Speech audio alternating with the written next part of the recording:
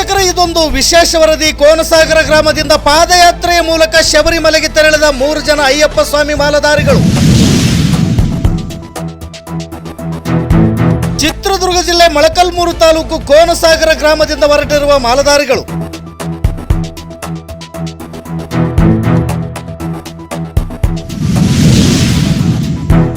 ಮಣಿಕಂಠ ಸ್ವಾಮಿ, ಹನುಮಂತ ಸ್ವಾಮಿ, ವೆಂಕಟೇಶ ಸ್ವಾಮಿ ಎನ್ನುವ 3 ಜನ ಮಾಲಾಧಾರಿಗಳಿಂದ ಪಾದಯಾತ್ರೆ.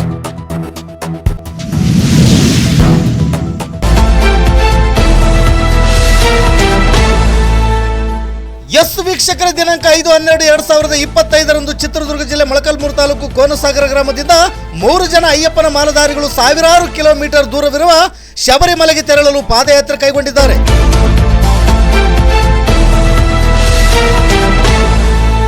ಪಾದಯಾತ್ರೆಯಲ್ಲಿ ಮಣಿಕಂಠ ಸ್ವಾಮಿ, ಹನುಮಂತ ಸ್ವಾಮಿ, ವೆಂಕಟೇಶ ಸ್ವಾಮಿ ಈ 3 ಜನ ಮಾಲಾಧಾರಿ ಪಾದಯಾತ್ರಿಗಳು ಶುಕ್ರವಾರ ಬೆಳಗ್ಗೆ 8:30ಕ್ಕೆ ಕೋನಸಾಗರ ಗ್ರಾಮದಿಂದ ಹೊರಟು ಬೆಂಗಳೂರು ಮೂಲಕ ಶಬರಿಮಲೆಗೆ ತಲುಪಲು ಯೋಜನೆಯನ್ನು ಕೈಗೊಂಡಿದ್ದಾರೆ.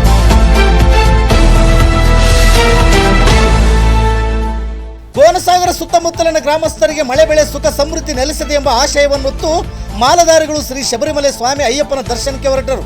ಪ್ರತಿ ವರ್ಷದಂತೆ ಈ ವರ್ಷವೂ ಕೂಡ ಕೋನಸಾಗರದಿಂದ ಸುಮಾರು 60 ರಿಂದ 70 ಮಾಲಾಧಾರಿಗಳು ವಾಹನಗಳ ಮೂಲಕ ಶಬರಿಮಲೆಗೆ ತೆರಳಿ ಸ್ವಾಮಿಯ ದರ್ಶನವನ್ನು ಪಡೆದು ಬರುತ್ತಿದ್ದರು.